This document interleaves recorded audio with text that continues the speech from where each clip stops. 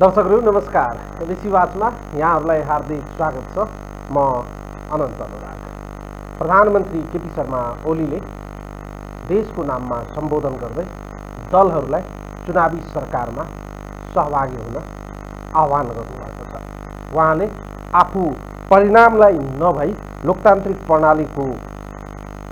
प्रणालीलाई ध्यानमा राखेर निर्वाचन घोषणा गरेको बताउनु भएको छ। उहाँले दलहरू बीच देखिएको कटुता तिक्ततालाई कम गर्दै मुलुकको हितमा यही सरकारलाई चुनावी सरकारमा सहभागी हुन आह्वान गर्नुभएको छ। पछिल्लो समय प्रधानमन्त्रीजी लगातार रूपमा देशको नाममा सम्बोधन गर्दै आउनुभएको छ। आजको सम्बोधनमा लगभग 40-50 वटा बुँदामध्ये धेरै बुँदाहरू देशको आर्थिक राजनैतिक विषयवस्तुहरूसँग जोडिए तापनि कोरोना व्यवस्थापनको बारेमा पनि उहाँले केही ठोस कुराहरू राख्नुभएको छ। उहाँको सम्बोधनपछि कतिपयले सामाजिक सञ्जाल मार्फत कटाक्ष र चोर बाटोबाट सरकारको नीति तथा कार्यक्रम सार्वजनिक गरेको समेत आरोप लगाएका छन्। प्रधानमन्त्री केपी शर्मा ओलीज्यूले आफूले गरेका कामहरूको आफैद्वारा प्रशंसा गर्ने शैलीको रूपमा पनि यसलाई कतिपयले व्याख्या गरेका छन्। त्यसो हो भने आम मान्छेको मनमा मस्तिष्कमा एउटा जिज्ञासा उत्पन्न भएको छ।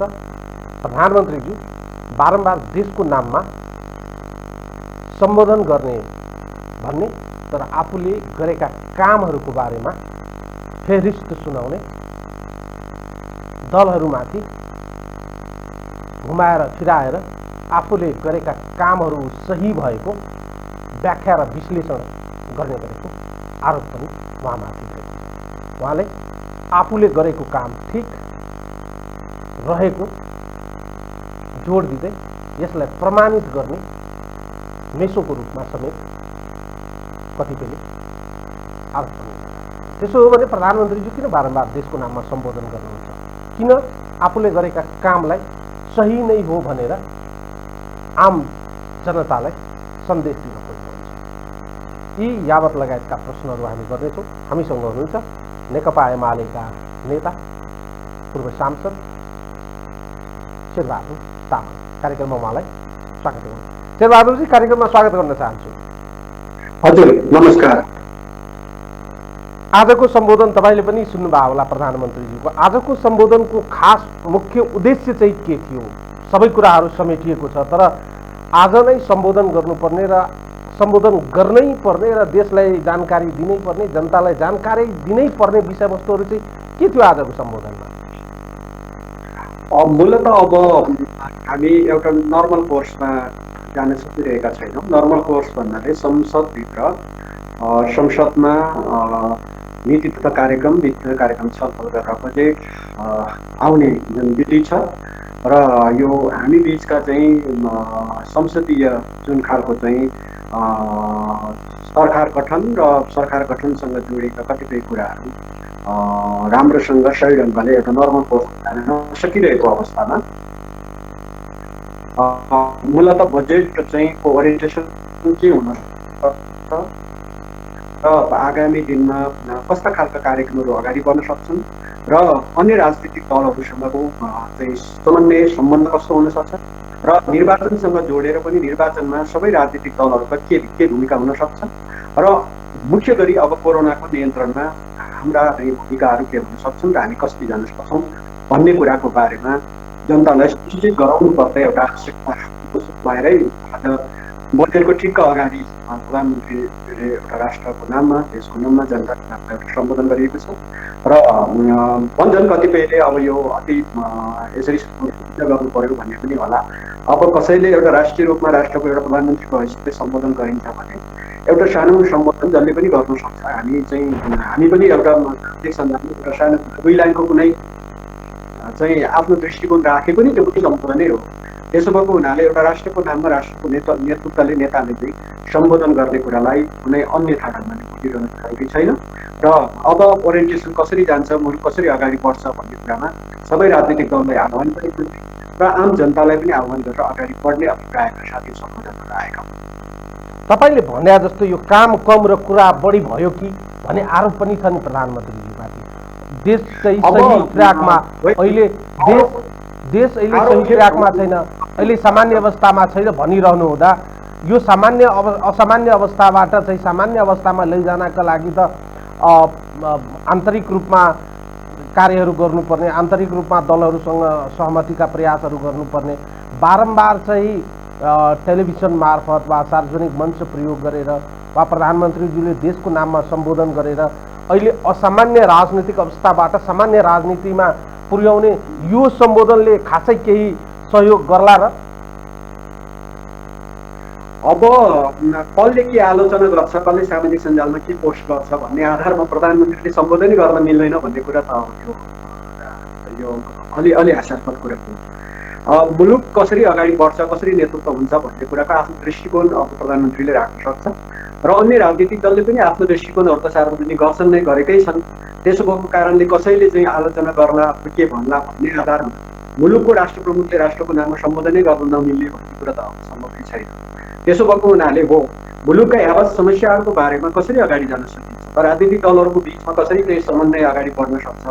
यद्यपि उहाँले अब चुनावदेखि मान्छेहरू डराइरहेका छन्, राजनीतिक दलहरू चाहिँ केपी ओलीको नेतृत्वमा चुनाव हुँदाखेरि हामीलाई के अप्ठ्यारो पो पर्छ कि हामीलाई परास्त पो गर्छ कि भनेर डराएका छन्।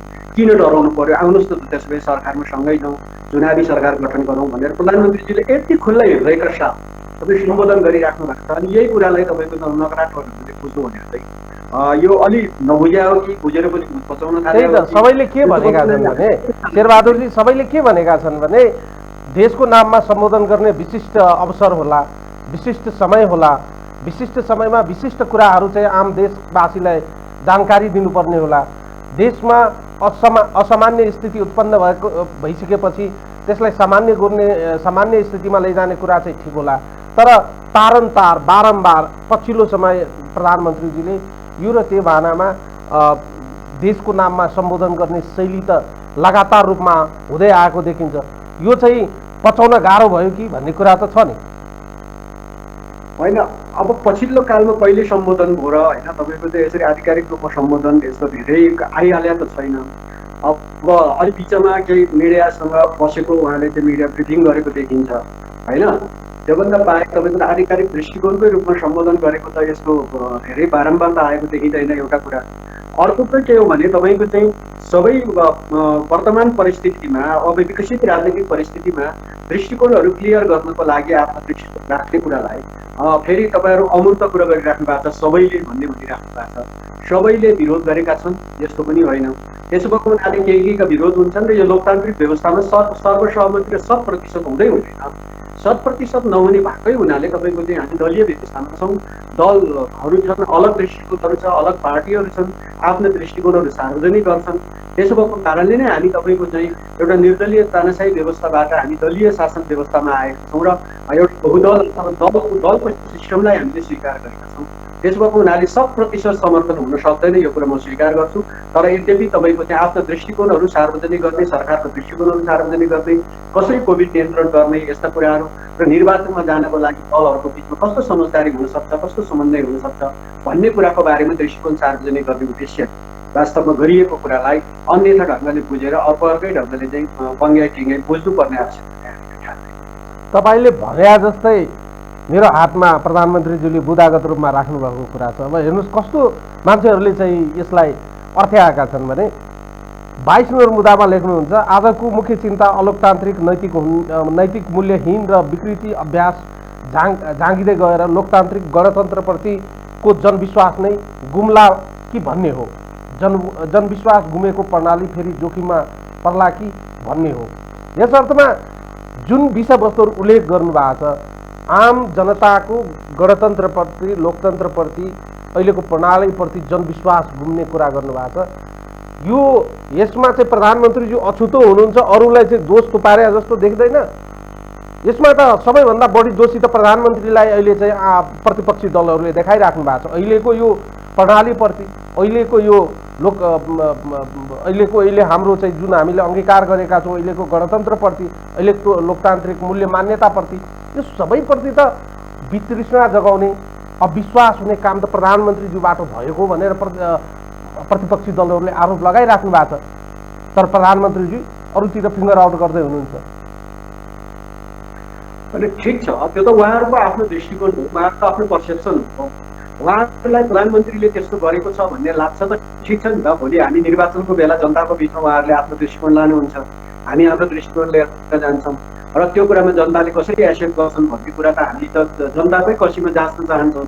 तपाईँको त्यो लोकतान्त्रिक विधि भनेको चाहिँ अन्तमा सार्वभौम सत्ता नेपाली जनतामा छ र हामीले तपाईँको चाहिँ संविधानमा यही कुरा उल्लेख गरेको कारण सार्वभौम नेपाली जनताले के म्यान्डेट दिन्छ, त्यो म्यान्डेटको पक्षमा नआइकन तपाईँको चाहिँ अहिले नै कुनै दलको वा कुनै व्यक्तिको अथवा कुनै दलको नेताले केही आरोप लगाउन साथै त्यही कुरा प्रमाणित हुन्छ भन्ने कुरा त हामी स्वीकार गर्दैनौँ।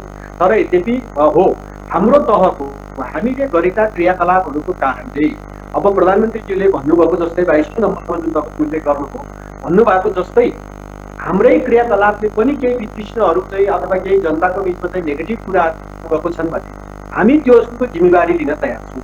हामीले हाम्रो कोणबाट, हाम्रो काम गराइबाट, हामीले गरिरहेका क्रियाकलापबाट वास्तवमा यस्तो खालको परिस्थिति सिर्जना भएको छ भने हाम्रो भएको हिस्सा हामी लिन तयार छौँ। तर यद्यपि सबै राजनीतिक दलहरू यो खालको हाम्रो अहिलेको चाहिँ जुन सङ्घीय लोकतान्त्रिक गणतन्त्र छ, धर्मनिरपेक्षता, हामी सङ्घीयतामा छौँ र त्यसैले यी सबै कुराहरूलाई वास्तवमा हामीले अझै स्ट्रेन्थेन गरेर अझै तपाईँ मजबुत बनाएर लिएर जाने कुरामा सबै राजनीतिक दलहरू एक ठाउँमा बसेर आउनुहोस् अब चुनावी सरकार बनाऊ र अनि त्यस पछाडि निर्वाचनबाट जे परिणाम आउँछ त्यो परिणामको पक्ष स्वीकार गरेर अगाडि जाने कुरामा सबै तय हौँ भनेर प्रधानमन्त्रीज्यूले भन्दाखेरि यसमा नकारात्मक ढङ्गले बुझ्नुपर्ने के आवश्यकता छ? तपाईँले भने जस्तै तर यी सबै समस्याको जड प्रधानमन्त्री केपी शर्मा ओलीजी हुनुहुन्छ भनेर तपाईँकै पार्टीका वरिष्ठ नेताहरूको पनि आरोप रहेको छ, प्रतिपक्षी दलका नेताहरूको पनि आरोप रहेको छ, सञ्चार जगतका मान्छेहरूको पनि आरोप त्यस्तै रहेका छन्, बौद्धिक जमातको आरोप पनि त्यस्तै रहेको छ। प्रधानमन्त्रीज्यू नै अहिलेको असामान्य राजनीतिको प्रमुख चाहिँ समस्याको जड हो भनेर भनिरहँदा प्रधानमन्त्रीज्यू आफू यो समस्याको जड होइन, म यो समस्याको जड हुँदै होइन, आफूले गरेका कामहरू सही छ भन्ने लाइनबाट विभिन्न दृष्टिकोण राखेर, विभिन्न शैली प्रयोग गरेर, विभिन्न विचार चाहिँ व्यक्त गरेर आफूले लिएको लाइन, आफूले गरेको कार्य र आफू जे गरिरहेको छु ठिक गरिरहेको छु भन्ने लाइनमा त्यसलाई पुष्टि गर्ने प्रयास गर्दै हुनुहुन्छ नि, होइन र? अब जति अरूले प्रधानमन्त्रीजीलाई गलत साबित गर्नको लागि तपाईँले भनिहाल्नुभयो त्यो पनि त दृष्टिकोणै हो नि। उहाँहरूले पनि त त्यो दृष्टिकोण सार्वजनिक गरिराख्नु भएको छ। प्रधानमन्त्री गलत हुनुहुन्छ, प्रधानमन्त्रीले गलत गर्नुभयो भनेर जुन दृष्टिकोण उहाँहरूले राखिराख्नु भएको छ त्यो दृष्टिकोण त आखिर सार्वजनिक गरिराख्नु भएको छ। उहाँहरूले त्यो दृष्टिकोण सार्वजनिक गर्न मिल्ने, प्रधानमन्त्रीलाई आरोप लगाउन मिल्ने, अनि त्यसपछि फेरि अमुक ढङ्गले सबैले गरिरहेछन् भन्ने ढङ्गले आफूले गरेर सबैले समर्थन गरिरहेछ जस्तो हिसाबले प्रस्तुत गर्ने अनि प्रधानमन्त्रीज्यूले सफाइ दिन नमिल्ने भन्ने हुन्छ र? उहाँले तपाईँको चाहिँ यो सबै गरिरहेका कामहरू जस्तो अब विकास निर्माणसँग जोडिएका कैयौँ मुद्दाहरू छन्, अहिले तपाईँ कोभिड नियन्त्रणको लागि हामीले जुन गरिरहेका काम कारबाहीहरू छन्, यी सबै कुराहरूले वास्तवमा हामी चाहिँ जुन ढङ्गले अगाडि बढिरहेका छौँ र अब यो सबै चिजमा आफ्नो भर्टिक आफ्नो दृष्टिकोण के हो र जनताको बिचमा हामी कसरी जाँदैछौँ भन्ने कुराको चाहिँ आफ्नो सन्देश लिएर जाने कुरामा सन्देशै गर्न नमिल्ने भन्यो भने त अलोकतान्त्रिक कुरा हो। प्रधानमन्त्रीले सन्देशै दिन मिल्दैन, प्रधानमन्त्रीले जनताको बिचमा सम्बोधनै गर्न मिल्दैन भन्यो भने यो चाहिँ निरङ्कुश कुरा हो, यो चाहिँ अलोकतान्त्रिक कुरा हो। त्यसमाले लोकतान्त्रिक कुरा के हो भने हामी सबैले आफ्नो दृष्टिकोणहरू राख्छौँ, सबैले आफ्नो दृष्टिकोणहरू जनता बिचमा प्रश्न राख्छौँ र त्यो दृष्टिकोणहरूको बिचमा वास्तवमा जनताले सार्वभौम नेपाली जनताले के खालको म्यान्डेट दिन्छ त्यो म्यान्डेटलाई हामीले स्वीकार गर्छौँ। र अहिले जति तपाईँहरूले चाहिँ अब केही साथीहरूले भनिराख्नु भएको छ, केही राजनीतिक दलले प्रधानमन्त्रीमाथि आक्षेप लगाइराख्नु भएको छ, ठिक छ नि त, उहाँले आक्षेप लाए अनुसार प्रधानमन्त्रीज्यू प्रति अविश्वास छ, विश्वास छैन भनेर जनता बिचमा उहाँहरू जानुहोस्, जनताले अभिमत दिन्छ, साँच्चै प्रधानमन्त्रीलाई चाहिँ परास्त गर्छ नेपाली जनताले, नेकपा एमालेलाई परास्त गर्छ, ओलीलाई परास्त गर्छ भने हो रहेछ भन्ने भनौँला नि त्यति बेला। तर हामीलाई त्यस्तो लाग्दैन कि उहाँहरूले आरोप लाउन साथ त्यो नै कुरा सत्य हो भन्ने कुरा त हामीलाई लाग्दैन। हामी त यी सबै कुराहरू हामी त जनताको पछिल्लो सर आरोप लागिसकेपछि वा सबैले चाहिँ प्रधानमन्त्रीज्यूमाथि चाहिँ एक किसिमले खनिएको स्थितिमा सामान्य रूपमा प्रधानमन्त्रीज्यूले अहिलेको स्थितिलाई चाहिँ सहज बनाइदिनु पर्ने होइन र? प्रधानमन्त्रीज्यूले अहिलेको स्थितिलाई चाहिँ असामान्य राजनैतिक अवस्थालाई चाहिँ सामान्य बनाउनेतिर सहयोगीको भूमिका निर्वाह गर्नु पर्थ्यो नि, त्यतातिर त उहाँको ध्यान गएन। उहाँ त झन् अहिलेको असामान्य राजनीतिलाई अझै चाहिँ असामान्यतातिर लैजाँदै हुनुहुन्छ भने विषयवस्तुहरू पनि बहसको विषयवस्तु त हो रहेछ। अनन्तजी होइन, ओके ठिक, प्रधानमन्त्रीज्यूले सहज बनाउनु पर्ने भनेर हजुर भनिराख्नु भएको छ। अब केही पार्टीले पनि भनिराख्नु भएको छ प्रधानमन्त्रीले के गर्दाखेरि मुलुक सहज हुन्छ, किनभने यो मुलुकको के गर्दाखेरि मुलुकको सहज हुन्छ। हामीले सहजताको लागि राजनीतिक दलहरू मिलेर आउनुहोस् न, राजनीतिक पार्टी बनाउनुहोस्, सरकार बनाउनुहोस्, त्यत्रो पर्खिँदा पनि सरकार बनाउन नसक्ने, सरकार बनाउँदा हुँदा एउटा राजनीतिक दलको माननीय सदस्यज्यूहरूलाई गलत ढङ्गले चाहिँ प्रयोग गरेर हस्ताक्षर गरेर लोकतान्त्रिक व्यवस्थाको विरुद्ध, दलीय व्यवस्थाको विरुद्ध निर्दलीय धारा चाहिँ छ भनेर व्याख्या गर्दै जाने खालको कुरा चाहिँ लोकतान्त्रिक हुने। हामी तपाईँको चाहिँ दलीय शासन व्यवस्थामा छौँ र दलीय शासन व्यवस्थाभित्र दलका सदस्यहरूलाई अर्को कुनै दलले चोरेर चाहिँ सांसद हस्ताक्षर गर्दैमा अनि त्यसपछि सरकार गठन हुन्छ। त्यसैले अब यस्तो खालको अलोकतान्त्रिक र अदलीय निर्दलीय खालको चाहिँ अभ्यास गर्ने अनि त्यस पछाडि प्रधानमन्त्री सहज गरेन भन्ने प्रधानमन्त्रीज्यूले त भनिराख्नु भएको छ। आउनुहोस् त, त्यसो भए सरकारमै सँगै जाउँ, चुनावमा जाउँ, सरकारमा सँगै जाउँ। शेरबहादुर सर, तपाईँलाई पनि थाहा छ,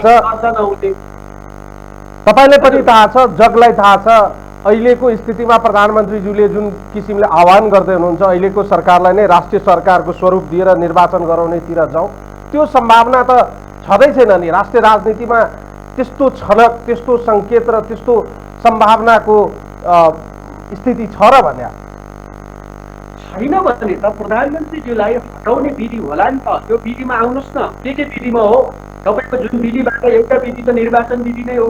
हामी निर्वाचनमा अब जाने भनेर निर्वाचनको तिथि घोषणा गरिसकेका छौँ, त्यही विधिबाट परास्त गराइदिनुहोस्। अर्को विधि छ फेरि तपाईँको चाहिँ, ल अहिले साथीहरू चाहिँ संसदको पुनर्स्थापनाको लागि भनेर अदालतमा गइरहनु भएको छ, अदालतले के फैसला गर्छ हामी त स्वीकार गर्छौँ नि। अदालतले फैसला गरेपछि पनि प्रधानमन्त्रीलाई हटाउने सङ्ख्या पुर्याउनुहुन्छ, हिजो पुर्याउनु, सङ्ख्या पुर्याएर प्रधानमन्त्रीज्यूलाई हटाउने हो भने, नेकपा एमालेको सरकारले हटाउने विस्थापन गर्ने हो भने आउनुहोस् त सङ्ख्या पुर्याएर भने हामीले धेरै पर्खिनौँ र अनि त्यसपछि त्यति बेला सङ्ख्या नपुगिसके पछाडि दलभित्रका चाहिँ सदस्यहरूलाई गलत ढङ्गले प्रयोग गरेर गलत ढङ्गले गराएर अनि त्यस पछाडि चाहिँ सङ्ख्या पुर्याउन खोज्ने प्रवृत्ति यो चाहिँ जायज छ, यसलाई चाहिँ जायज मान्नुपर्ने। अनि त्यस पछाडि प्रधानमन्त्रीज्यूले तपाईँको चाहिँ मूलत नेपाली जनताले के चाहन्छ, नेपाली जनताको अभिमत के हो, यो अभिमत जाँचेरै हामी अगाडि बढौँ भन्दाखेरि चाहिँ अनि विधि नहुने भन्ने ढङ्गले जुन व्याख्या गरिएको छ, त्यसो भएको कारणले हामी चाहिँ प्रष्ट छौँ। आउनुहोस्, लोकतान्त्रिक विधिपूर्वक नै अगाडि जान्छ र यही विधिले नै वास्तवमा अब निर्धारण गर्छ कि को कति पानीमा छ, नेपाली जनताले कसरी चाहिँ अभिमत जाहेर गर्छ, यसको पक्षमा सधैँभरि दृढतापूर्वक उभिन सक्छ। एकदमै एकदमै एकदमै सपाट प्रश्न गर्ने हो र आम जनता वा प्रतिपक्षीको एङ्गलबाट मैले यदि तपाईँलाई प्रश्न गर्न खोजेको हो भने मेरो प्रश्नको सपाट उत्तर पनि अपेक्षा गरेँ। अहिलेको समस्याको जड प्रतिपक्षीले भन्या जस्तै वा अन्य नागरिक समाज, अन्य बौद्धिक जमातले भन्या जस्तै अहिलेको राजनीतिको, अहिलेको देशको वस्तुस्थितिको, अहिलेको असामान्य परिस्थितिको समस्याको मूल जड प्रधानमन्त्रीज्यू नै हो नि, होइन र? अब ठिक छ, तपाईँको आफ्नो प्रश्नमा के चिजमा असामान्य परिस्थिति आयो? यो त नेकपा एमालेकै कारणले मुलुकले अहिलेको यो स्थिति भोग्नुपर्ने स्थिति आयो नि। माओवादीको होइन, तपाईँले के भोग्नु भएको?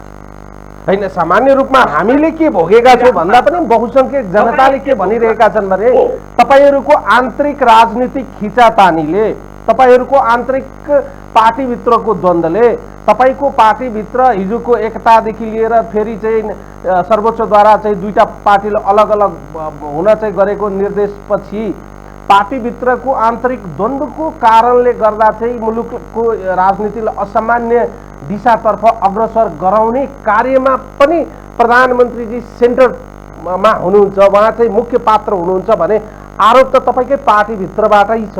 प्रतिपक्षीलाई एकछिनको लागि हामीले नजरअन्दाज गर्ने हो भने प्रधानमन्त्रीज्यूमाथि नै सबैको प्रश्न छ, प्रधानमन्त्रीज्यूको सोचमाथि प्रश्न छ, प्रधानमन्त्रीज्यूको शैलीमाथि प्रश्न छ, प्रधानमन्त्रीज्यूको कार्यशैलीमाथि प्रश्न छ। यी यावत प्रश्नको केन्द्रबिन्दुमा त प्रधानमन्त्रीज्यू हुनुहुन्छ, समस्याको केन्द्रमा त उहाँलाई नै राखेर चौतर्फी रूपमा चित्रण भइरहेको छ नि।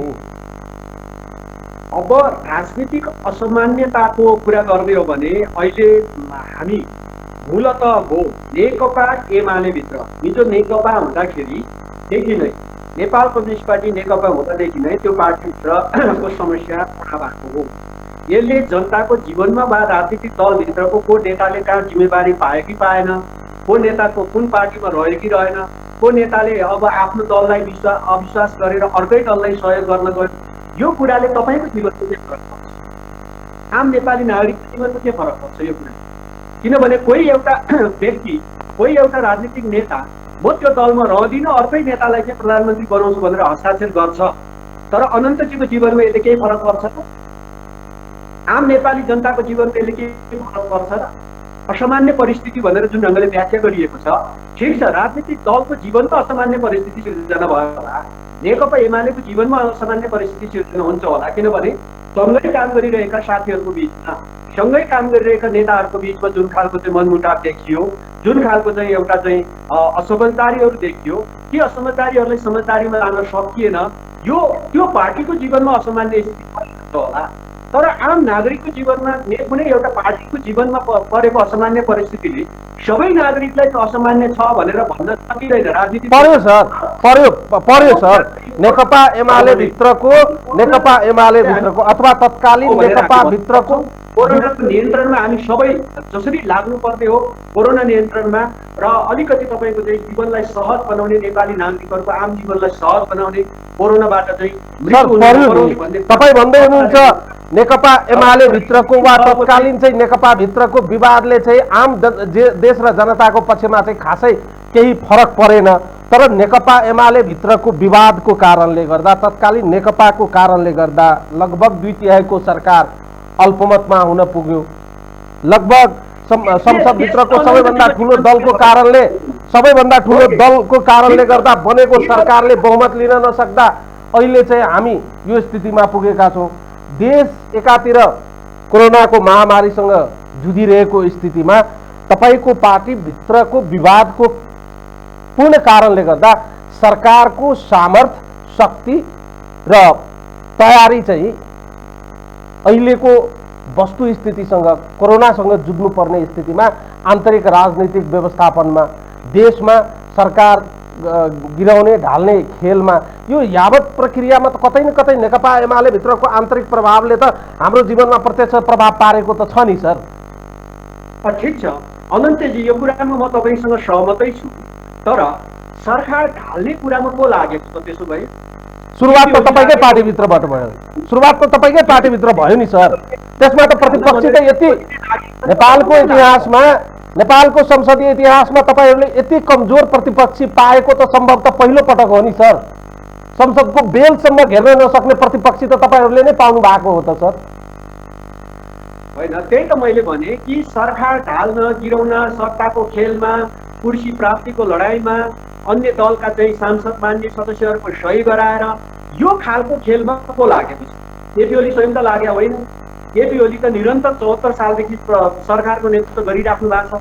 केपी ओलीलाई नै जसरी हटाउनु पर्ने, केपी ओलीलाई नै निकाल्नु पर्ने, गलत्याउनु पर्ने, यो खेलमा केपी ओली लाग्या त होइन होला, अरू नै लागेका छन्। अनि अस्तित्वको सिर्जनाकर्ता, अस्तित्वको नेतृत्वकर्ता को छ? केपी ओलीलाई आरोप लगाएर हुन्छ?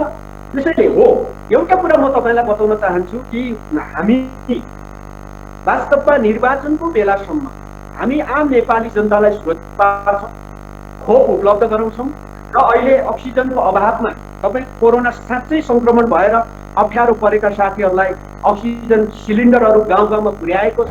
र त्यति मात्र होइन, अब हरेक जिल्ला अस्पतालहरूमा तपाईँको त अक्सिजन प्लान्टहरू हामी चाहिँ खडा गर्छौँ र यो सबै बजेट कटाएर भए पनि जनतालाई स्वास्थ्यमा चाहिँ सुरक्षित गर्ने कुरामा सरकार लाग्छ र भोलिको बजेट त्यही केन्द्रित भएर आउँदैछ। अब यो सबै चिज त हामी गरिरहेका छौँ। यद्यपि हो जति रूपमा गर्नुपर्ने हो हाम्रा ध्यानहरू चाहिँ यो वास्तवमा यो महामारीको विरुद्ध लड्नको लागि ध्यान केन्द्रित गर्नुपर्नेमा हामी हो अब सरकार गिराउने खेलमा लागेकै छन् साथीहरू। सरकारको विरुद्ध लागेकै छन् साथीहरू। हो, यसमा अलिकति हाम्रो ध्यान त्यता पनि जानुपर्ने कारणले कतिपय कुराहरू हामीले गर्नुपर्ने कुराहरूमा अलि चुस्तता नआएको सत्य। नेकपा एमालेकै कारणले, नेकपा एमाले भित्रकै तपाईँहरूकै पार्टीका तपाईँहरूकै साथीहरूको कारणले अहिले चाहिँ अलिकति थोरै भए पनि प्रतिपक्षी दल नेपाली कङ्ग्रेसले बल पाएको हो नि सर। नभए त नेपाली कङ्ग्रेस जस्तो अहिलेको स्थितिमा हुनुहुन्छ उहाँहरू प्रतिपक्षीको भूमिकामा, उहाँहरूले त बारम्बार हामीले नै यो मञ्चबाट उहाँहरूलाई भन्दै आएका छौँ तपाईँहरू प्रतिपक्षीको भूमिकामा खडा उत्रिन सफल हुनु भएको छैन, तपाईँहरूको कमी कमजोरीहरू थुप्रै छन्। अनि उहाँहरूले बताउँदै हुनुहुन्थ्यो हामीले गर्ने के त, हामीसँग जे सङ्ख्या छ त्यो सङ्ख्याको आधारमा हामीले रचनात्मक भूमिका निर्वाह गरिरहेका छौँ भनेर उहाँहरू भनिरहँदा अहिले प्रमुख प्रतिपक्षी दल थोरै हौसिएको कारण पनि त नेकपा एमाले नै हो नि त। नेकपा एमालेको एउटा चोटिएको ग्रुप हो नि सर। यस कारणले त अन्यत्र अन्यलाई आरोप लगाउनु भन्दा पनि क्वेसन जताबाट पनि नेकपा एमालेकै पात्रहरूतिर फर्किँदो रहेछ। यदि आजको दिनमा नेकपा एमाले स्फूर्त रूपमा अगाडि बढेको भए, यदि तपाईँहरूको पार्टी एकता सहज र सरल ढङ्गले अगाडि बढिदिएको भए आज यो स्थिति आउँदैन थियो होला नि त सर। यो नैतिक दायित्व चाहिँ हो नि त, होइन र? अनन्तजी, नेपाली काङ्ग्रेस एउटा इतिहास भएको लोकतान्त्रिक र पुरानो पार्टी, यसका आफ्ना दृष्टिकोणहरू छन्। यो पार्टीले आफ्ना कतिपय गतिविधिहरू सञ्चालन गर्दा लोकतान्त्रिक विधिपूर्वक नै सञ्चालन गर्छ। तर यो अहिले पछिल्लो घटनाक्रममा नेपाली काङ्ग्रेस जुन ढङ्गले अर्को राजनीतिक दलको चाहिँ सदस्यहरूलाई सही गराएर अगाडि बढेको स्थिति रह्यो, यसले कतै न कतै नेपाली काङ्ग्रेसको लोकतान्त्रिक मैले तपाईँलाई बिचैमा रोकेर मैले प्रश्न गरेँ सर, मैले प्रश्न गरेँ माधव नेपाल समूह चाहिँ प्रतिपक्षीसँग जानु भएको हो कि प्रतिपक्षी दल माधव नेपालसँग जानु भएको? त्यही त मैले भने तपाईँको प्रश्न अनुसार भन्ने हो भने नेपाली काङ्ग्रेस गतिविधि गर्न मिल्दैन र यो मुलुकमा नेपाली काङ्ग्रेसलाई उसको दलीय दृष्टिकोणको आधारमा उसलाई गतिविधि गर्ने छुट छ र त्यो छुटको आधारमा नेपाली काङ्ग्रेसले गतिविधि नै गर्न मिल्दैन भनेर हामीले भन्न सक्दैनौँ। र ऊ चाहिँ अहिलेको नेपालको चाहिँ तपाईँ संवैधानिक व्यवस्था अनुसार, यहाँको कानुन अनुसार नेपाली काङ्ग्रेस एउटा राजनीतिक दल हो, दर्ता भएको राजनीतिक दल हो, पुरानो इतिहास भएको राजनीतिक दल हो। उसले कुनै गतिविधि नै गर्न पाउँदैन थियो भन्ने जस्तो हिसाबले हामीले प्रस्तुत हुँदैन। तर उसका कतिपय लोकतान्त्रिक मान्यता र दलीय मान्यतामा भने यो पछिल्लो घटनाक्रमले अर्को राजनीतिक दलका सदस्यहरू जो अर्को दलको चाहिँ संसदीय दलका सदस्य छन् उहाँहरूको चाहिँ सदस्यताहरूको चाहिँ हस्ताक्षर गराएर अनि सरकारको पाइन्छ कि भनेर जुन ढङ्गले उहाँहरू अगाडि बढ्नु हो, यसले भने दलीय मान्यता र उहाँहरूको लोकतान्त्रिक विधि सिद्धान्त र दृष्टिकोणमा काहीँ न काहीँ प्रश्न चिन्ह अब उठेको छ। त्यसो भएको कारणले दलहरूको बिचको असमझदारीको कारणले मुलुक अलिकति बढी हामीले कोरोनामा केन्द्रित हुनुपर्ने, विकास निर्माण र समृद्धिमा केन्द्रित हुनुपर्ने कुरामा अलि बढी सरकार बनाउने र गिराउने कुरामा बढी केन्द्रित भएर लागिरहेको कारणले यसको दोष मैले भनिहालेँ कि हामीले कति प्रतिशतको दोष भोग्नु पर्ने हामी भोग्न तयार छौँ। तर जुन ढङ्गले अन्य राजनीतिक दलहरू पनि लागेका छन् र यद्यपि एमाले भित्रकै केही नेताहरू जसरी लाग्नु भएको छ, यसको जस अपजस सबैले बेहोर्नै पर्नेछ। अब त आर्थिक समृद्धि र देशलाई उन्नति प्रगतिको पथमा लैजाने कुरा कसरी पत्याउने? एउटा पार्टीभित्रको विवाद, सामान्य विवाद, दुई नेता बिचको टकराव र त्यहाँभित्रको चाहिँ नेताको व्यवस्थापन चाहिँ सही र समुचित तरिकाले हुन नसक्ने, गर्न नसक्ने नेताहरूले फेरि पनि देशलाई चाहिँ हामी उन्नति प्रगति र समृद्धि गर्छौँ भन्ने कुरा त पत्याउने आधारहरू त तपाईँहरूले आफैले बिगार्दै लैजानुभयो। विश्वास गर्ने आधारहरू त अब तपाईँहरूले आफैले ध्वस्त गर्नुभएको छ। अनन्तजी, ग्राफ नै हेरौँ र म के भन्न चाहन्छु भने हो, अमूर्त ढङ्गले उन्नति प्रगति भनेर भन्न मिल्दैन, हामी मूर्त ढङ्गले जाउँ र हामीले नेकपा एमाले वर्तमान नेतृत्व सम्माननीय प्रधानमन्त्री केपी ओलीको नेतृत्वमा रहेको सरकार र यसले गरेका क्रियाकलापहरू, यसले गरेका कामहरू हामी तिनै बोकेर जनता बिचमा जान्छौँ। हामी अमूर्त कुरा बोकेर जाँदैनौँ र अरूले आरोप लगाए जस्तो यो सरकारले केही पनि गरेन भनेर जुन भनिरहेका छन्, हामीले यो चिज गरेका हौँ भनेर हामी भन्छौँ। हामी पटक पटक भन्छौँ। आज प्रधानमन्त्रीजीको सम्बोधनमा पनि त्यही कुरा आएको कि हामीले गरेका कामहरू, हामीले गरेका क्रियाकलापहरू यति काम गर्दाखेरि पुगेन, यो कुरा हामीलाई पनि थाहा छ। हामी स्वीकार गर्छौँ। यतिले मात्र पुग्दैन, यो पनि थाहा छ, यो कुरा जनता बिचमा हामी जस्ताको तस्तै सुनाउँछौँ। तर जति गरेका छौँ, गरेका कुराको फेरिस्त पनि हामी लिएर जान्छौँ। त्यसो भएको कारणले अमूर्त ढङ्गले आरोप लगाएर हुँदैन। हामी मूर्त ढङ्गले जे भएको कुराको चाहिँ जस्ताको तस्तै जनताको बिचमा लिएर जान्छौँ र जनताले हामीलाई मन पराउँछ। हामी पुनः फेरि तपाईँको चाहिँ सरकार सञ्चालन गर्छौँ। जनताले मन पराउँदैन, हामी प्रतिपक्षमा बस्न वा हार्न पनि तयार छौँ। त्यसले यति कुरा चाहिँ हामी प्रष्ट छौँ। त्यसैले अरू कसैले अमूर्त ढङ्गले आरोप लगाएर त्यो आरोपको चाहिँ बारेमा हामी त्यो आरोपले नै सबै समाप्त भयो कि खत्म भयो कि भन्ने जस्तो हिसाबले कसैले अमूर्त ढङ्गले कुनै सामाजिक सञ्जालमा एउटा स्ट्याटस लेखेर अहिलेको वर्तमान सरकारलाई आलोचना गरेको आधारमा हामी त्यो कुरा चाहिँ पत्याउँदैनौँ र यद्यपि नेपाली जनताको बिचमा जस्ताको तस्तै जे हो त्यो कुरा चाहिँ हामी लिएर जान्छौँ। प्रधानमन्त्रीज्यूकै कदमकै कुरा गर्ने हो भने प्रधानमन्त्रीज्यूले पछिल्लो समय पुस 5 गतेपछि जे जस्ता निर्णयहरू, जे जस्ता गतिविधिहरू, जे जस्ता उहाँको कार्यशैलीहरू रह्यो, त्यो कार्यशैलीको बारेमा चौतर्फी रूपमा आलोचना भइरहेको नै छ। पुस 5 गतेको घटनाक्रमलाई लिएर पनि दलहरू सर्वोच्च पुगे, व्यक्तिहरू सर्वोच्च पुगे। पुस 5 गतेको घटनालाई सर्वोच्चले फाल्गुन 11 गते उल्टाइदियो। प्रधानमन्त्रीज्यूले गर्नुभएका हरेक कामहरूमाथि चाहिँ सर्वोच्चमा गएर त्यसलाई पुनर्परिभाषित गर्नुपर्ने, त्यसलाई जस्टिफाइड गर्नुपर्ने र प्रधानमन्त्रीज्यूको कदमलाई चाहिँ गैर कानुनी, असंवैधानिक र ठिक नभएको भन्दै र फिर्ता गराउँदै जानुभएको छ। यो प्रधानमन्त्रीज्यूको विश्वसनीयतामाथि प्रश्न हो नि। प्रधानमन्त्रीज्यू भनेको त संस्था हो, संस्थाले गरेको निर्णय त एकदमै चाहिँ आलाकाँचा त होइन होला नि त, परिपक्व निर्णय होला, देशको हितमा निर्णय होला, सबैले चाहिँ सर्वमान्य निर्णय होला। तर प्रधानमन्त्रीज्यूले हठात गर्नुभएको निर्णयहरूलाई, संवैधानिक मूल्य मान्यतालाई नटेकिकन गरेका निर्णयहरूको विरुद्धमा सर्वोच्च जाने स्थिति बन्नु भनेको राजनीतिक दलहरूको असक्षमता हो। राजनीतिक दलहरूको सुझबुझमा कतै न कतै समस्या छ। राजनीतिक दलहरू लोकतान्त्रिक मूल्य मान्यता र पद्धतिका आधारमा प्रणाली सञ्चालन गर्न सक्षम रहेनछ। अब सबै थोक राष्ट्र सरकारले गरेका काम कारबाहीहरू वा दलहरूले गर्ने गतिविधिहरू सर्वोच्चबाट नै निर्देशित भएर गर्ने हो भने त राजनीतिक दलको खासै आवश्यकता नपर्ने हो कि जस्तो स्थिति उत्पन्न हुँदै गएको छ नि, होइन र? यो एकदम दलीय व्यवस्था हो। हामी दलीय व्यवस्था स्वीकार गर्छौँ, त्यही मान्यतामा छौँ। हामी लोकतान्त्रिक विधि स्वीकार गर्छौँ, त्यही मान्यतामा छौँ र हामी अहिलेको संविधान अनुसार हाम्रा कतिपय मुद्दाहरू छिनोफानो गर्न सकिएन भने त्यो न्यायालयमै जाने व्यवस्था छ।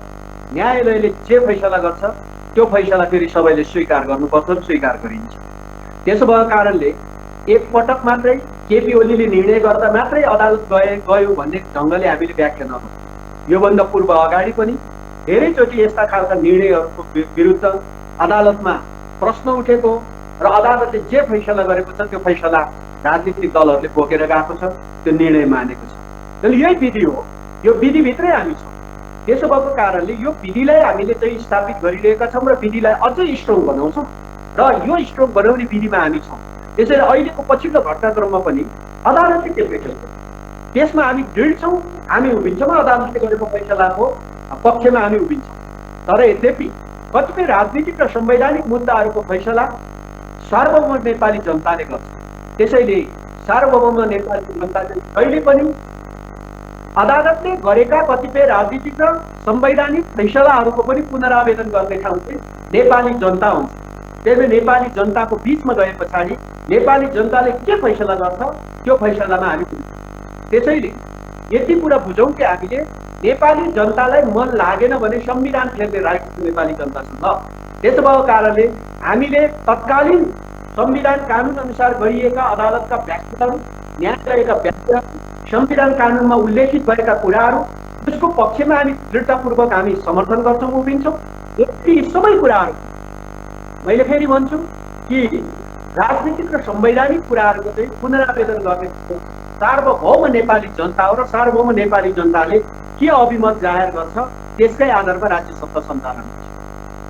तर राजनीतिक दलको खिचातानी, राजनीतिक गलत गतिविधिका कारणले पछिल्लो समय तपाईँहरूले सर्वोच्चलाई पनि राजनीतिक रूपमा चाहिँ कता कता चाहिँ ड्र्याग गर्दै हुनुहुन्छ। राजनीतिक रूपमा तपाईहरूले गरेको निर्णयहरू आम जनता बीच विवादित भइरहँदा यो बीचमा सर्वोच्चलाई ड्र्याग गर्ने र सर्वोच्चले गरेका निर्णयहरू आफ्नो पक्षमा नभइसकेपछि सर्वोच्चमाथि पनि राजनीतिक टिक्का टिप्पणी गर्ने यो शैली पनि कता कता चाहिँ प्रणालीमाथि नै यो सबै प्रणालीलाई सबै संस्थाहरूलाई चाहिँ आलोचित बनाउने सबै संस्थाहरूको क्रेडिबिलिटीमाथि चाहिँ प्रश्न उठाउने वातावरण बनाउने काममा पनि दलहरू तल्लीन रहेको जस्तो देखिँदैन।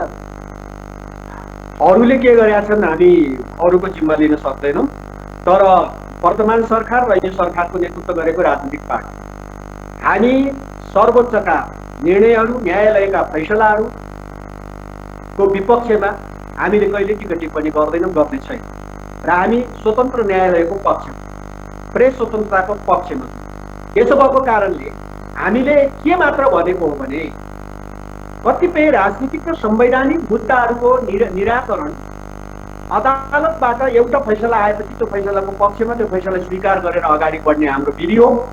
यद्यपि त्यसको पुनरावेदन नेपाली जनता सार्वभौम नेपाली जनताको बिचमा हुन्छ, यो सत्य कुरा हो।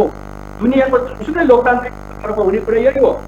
त्यसैले नेपाली जनताले के अभिमत जाहेर गर्छ, के फैसला गर्छ, त्यही फैसलाको आधारमा राज्य सत्ता सञ्चालन हुने भएको हुनाले हामीले खोजेकै त्यही थियौँ।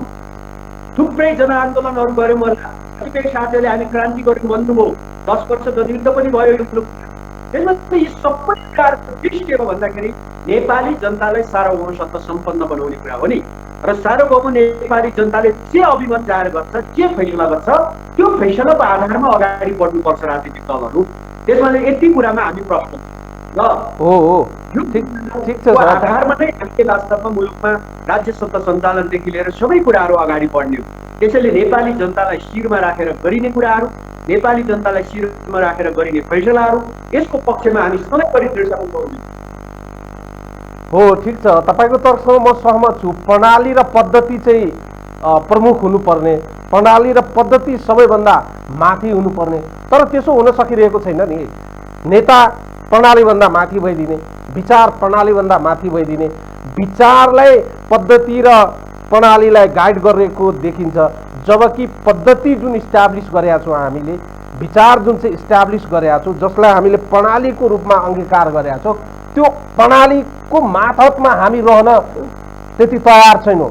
हामीलाई कता कता चाहिँ यो प्रणाली र पद्धतिको बिचमा रहन, तल रहन चाहिँ सोफोकेसन, घुटन महसुस भइराखेको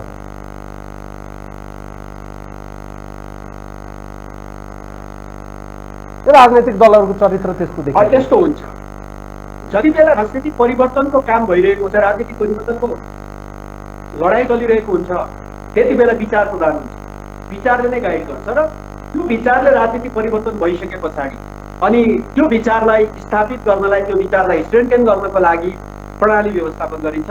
अहिले हामी मुख्यतः प्रणालीभित्रै छौँ। त्यसैले अहिले विचारको लडाइँ होइन भन्दा प्रणालीको लडाइँ चलिरहेको छ।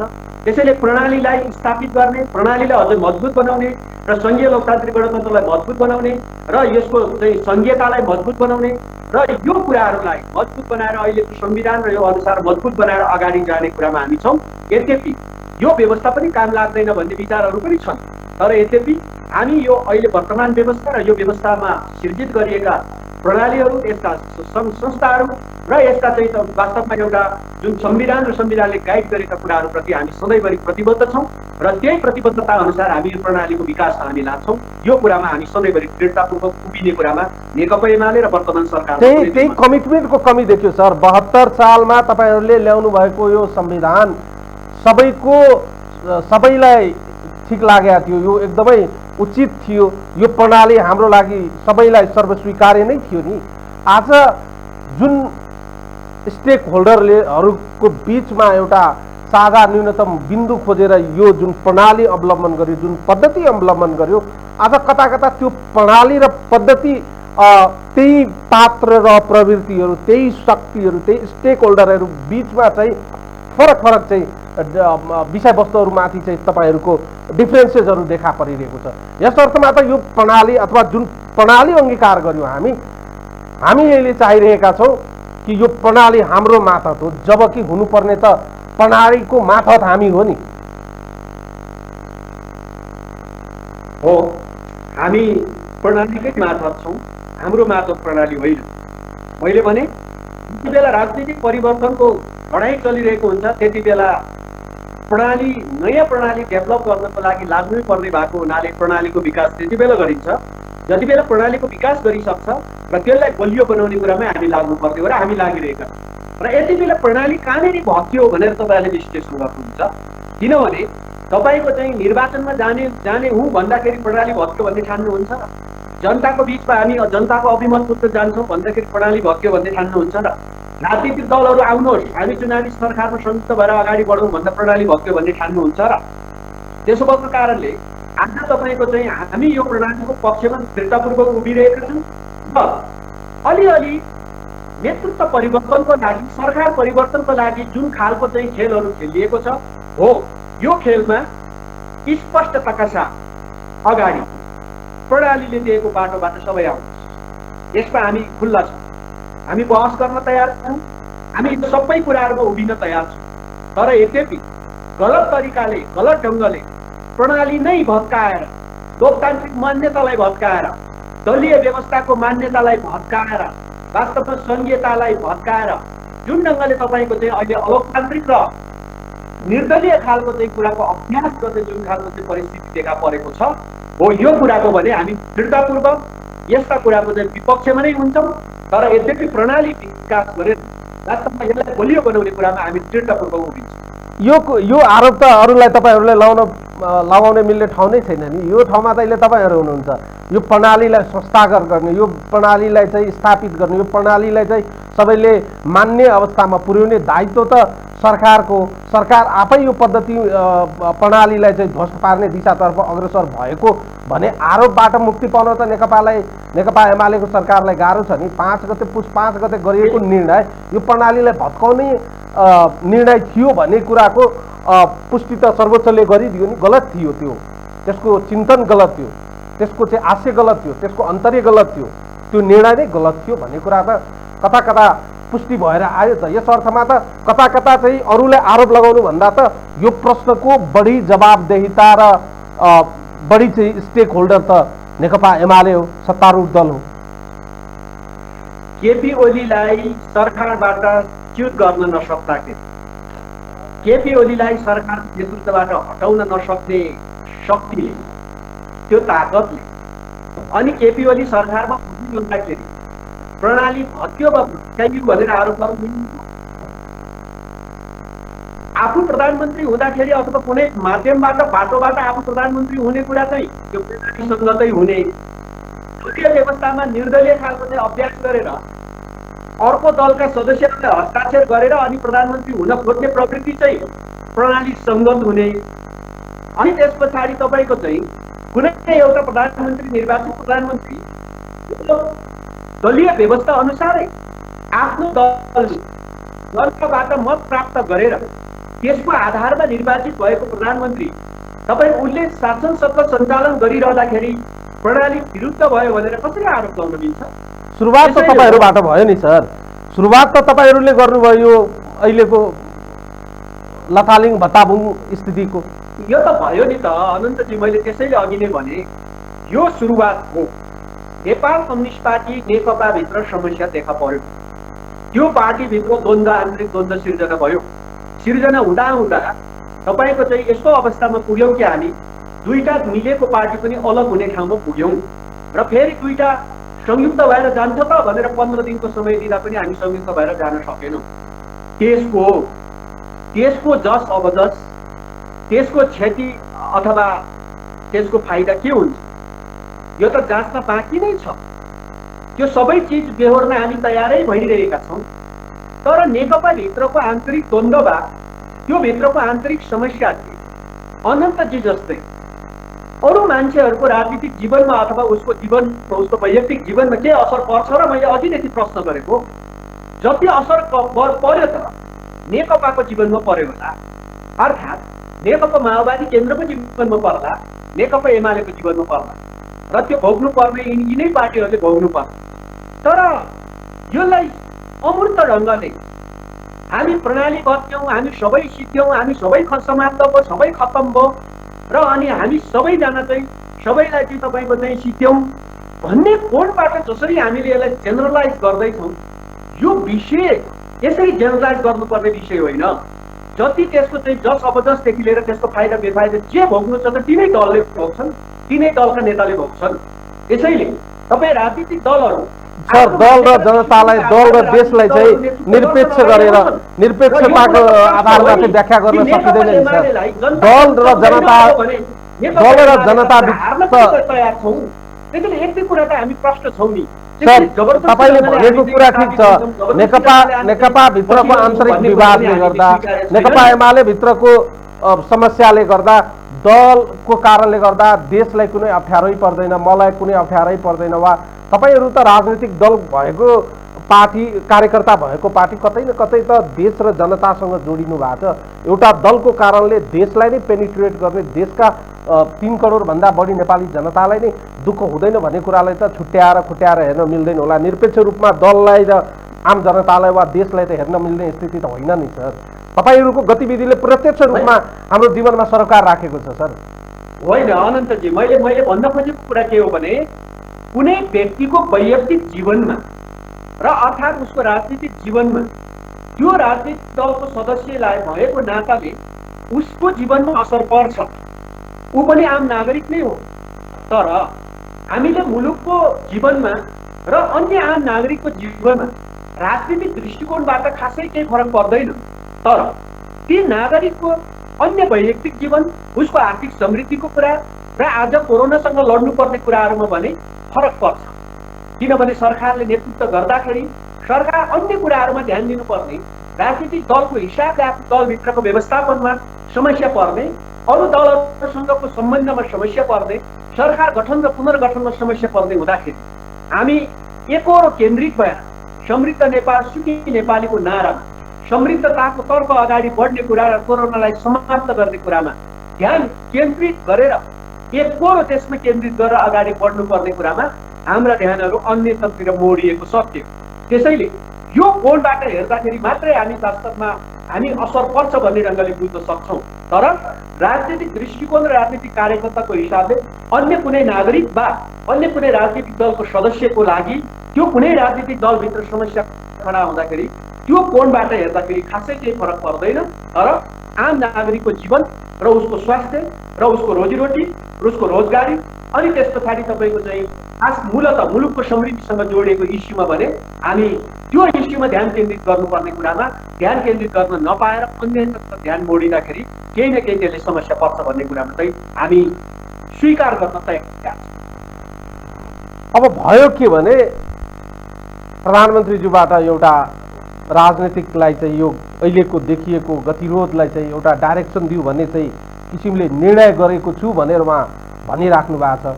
बाध्यात्मक अवस्थामा फेरि पनि संसद विघटन गरेर निर्वाचन घोषणा गर्नुपर्ने स्थिति उत्पन्न भयो। विषयवस्तुहरू फेरि सर्वोच्चको मातहतमा पुगेको छ। दलहरू बीचमा आरोप प्रत्यारोप निरन्तर जारी रहेको छ। प्रतिपक्षी दलहरूले कुनै पनि हालतमा प्रधानमन्त्री केपी शर्मा ओलीको नेतृत्वको सरकारलाई अब स्वीकार गर्ने अवस्था नरहेको बताइरहेका छन्। प्रधानमन्त्रीज्यू आगामी निर्वाचन जसरी पनि हामी गराइ छाड्ने प्रतिबद्धता जाहेर गर्दै हिँड्नु भएको छ। यस्तो स्थितिमा साँच्चीकै अहिलेको यो राजनीतिक ध्रुवीकरणलाई, दलहरू बीचमा बढेको दूरीलाई कम नगरिकन, सबैलाई विश्वासमा नलिइकन निर्वाचन गराउने कुरा केवल राजनीतिक नाफा घाटा र क्यालकुलेसन त होइन नि। अब अनन्तजीलाई म के भन्न चाहन्छु भने जो सरकारको नेतृत्व गरिरहेको राजनीतिक पार्टी ऊ भित्रको संख्या 121 छ। त्यसमा अलिकति मात्र प्लस हुँदा पनि हामी सरकारमा मेजोरिटी हामी शो गर्न सक्छौँ। र जति बेला हामी विश्वासको मत लिन गयौँ त्यति बेला केही मान्य सदस्यहरू अनुपस्थित रह, ती अनुपस्थित रहेका सदस्यहरूको केही प्रतिशत हिस्सा पछि फेरि केपी ओलीलाई अविश्वासको प्रस्ताव राख्ने अथवा कुरामा आउनुहोस् न अविश्वासको प्रस्ताव राखौँ भन्दाखेरि कोही आउनु भएन। त्यस पछाडि सम्माननीय प्रधानमन्त्रीले धारा 76(3) अनुसारको तपाईँको चाहिँ सरकार गठन भएपछि अनि त्यो सरकारले पनि म मार्ग प्रशस्त गरेँ 76(5) अनुसारको सरकार गठन गर्नको लागि आह्वान गरौँ भन्ने कुरा राष्ट्रपतिलाई सिफारिस गरिसके पछाडि राष्ट्रपतिले त्यो सिफारिस अनुसार 76(5) को सरकार गठनको लागि आह्वान गर्दाखेरि दलीय मान्यताको विरुद्ध, दलीय शासन व्यवस्थाको विरुद्ध, निर्दलीय शासन व्यवस्थाको झल्को दिने गरी अन्य राजनीतिक पार्टीका, अन्य दलका, संसदीय दलका सदस्यहरूको हस्ताक्षर गरेर केही साथीहरू सरकार गठन गर्न सकिन्छ भन्ने ढङ्गले उभिनु हो। दलीय मान्यताले के भन्छ भन्दाखेरि सम्बन्धित दलको सदस्य त्यो दलले होल्ड गर्छ। त्यो अनुसार सम्माननीय प्रधानमन्त्रीले पनि दाबी पेश गर्नुभयो। कसैको दाबी नपुगिसके पछाडि के ग्यारेन्टी छ जो माननीय सदस्यज्यूहरू दलको चाहिँ विधानलाई नमानिसके, नटेरिसके पछाडि त्यो दलमा नरहने कुरा त सुनिश्चित छ, त्यसैलाई बोकेर सरकार गठन गर्छु भनेर उभिनु हो। यद्यपि वर्तमान स्थितिमा अदालतमै गइसक्नु भएको हुनाले अदालतले के फैसला गर्छ हामी त्यो फैसला स्वीकार गर्छौँ। हामीलाई अदालतप्रति कुनै टीका टिप्पणी हाम्रो हुने छैन र अहिले साथीहरूले गरिराख्नु भएको छ अदालतको कतिपय फैसलाको विरुद्ध टीका टिप्पणी, तर हामी गर्दैनौँ। हामी स्वतन्त्र न्यायालयले जुन फैसला गर्छ त्यो फैसला कार्यान्वयन पनि गर्छौँ, त्यो फैसलाको विरुद्ध टीका टिप्पणी पनि हुँदैन। तर यति कुरा सत्य हो संवैधानिक र राजनीतिक मुद्दाहरूको अन्तिम फैसला जनताले गर्छ। अदालतले गरेको फैसला स्वीकार गरेर अगाडि बढिन्छ। समय आउँदाखेरि ती मुद्दाहरू, ती विषयहरू जनताबिचमा पुग्छन् र जनताले फैसला गर्छ र जनताको अभिमत, जनताले गरेको फैसलाको आधारमा हामी अगाडि बढ्छौँ। यति कुरा सत्य हो। त्यसको कारणले यति कुरा यो बाटोबाट, यो स्पष्ट लाइनबाट, स्पष्ट बाटोबाट हिँड्दाखेरि अनि यो कुरा चाहिँ असंवैधानिक हो, अलोकतान्त्रिक हो, यो कोणबाट किन व्याख्या गर्नु पर्यो र? ठिक छ नि त, संवैधानिक के हुन्छ हामी त पर्ख्यौँ न त अदालतको फैसला, किन गाली गर्दै हिँड्नु पर्यो? र सम्माननीय प्रधानमन्त्रीज्यूले जुन जुन सुकै बाटोबाट अहिले प्रधानमन्त्री भए पनि यो मुलुकको प्रधानमन्त्री त केपी ओली नै हुनुहुन्छ। उहाँले मुलुकलाई सम्बोधन गर्न नपाउने भन्ने पनि विषय हुन्छ र त्यसैले अहिले हामी स्पष्ट एउटा चाहिँ संवैधानिक बाटोमा छौँ र यो संवैधानिक बाटोलाई डिरेल हुनबाट हामी बचाउँछौँ र यसलाई चाहिँ वास्तवमा यो बाटो स्पष्टताका साथ अगाडि बढ्छ र यसमा कुनै दुईमत छैन कि नेपाली जनता यो सबै कुरा हेरिरहेका छन्। हाम्रा कुरा पनि गलत भयो, हाम्रा कुरा पनि बढी भयो भने हामीलाई पनि सजाय गर्ने राइट्स नेपाली जनतालाई नै छ। त्यसैले जनताले के सजाय गर्छ वा जनताले के समर्थन गर्छ यो सबै कुरा स्वीकार हामी तयार छौँ। हस् त, धन्यवाद समय र संवादको लागि। धन्यवाद अनन्त। धन्यवाद। दर्शकहरू, उहाँ हुनुहुन्थ्यो नेकपा एमालेका नेता पूर्व कानुन मन्त्री शेरबहादुर तामाङ। आजको लागि यो संवाद यति नै। सम्पूर्ण युनिट लागत मलाई पनि बिदा दिनुहोस्। नमस्कार।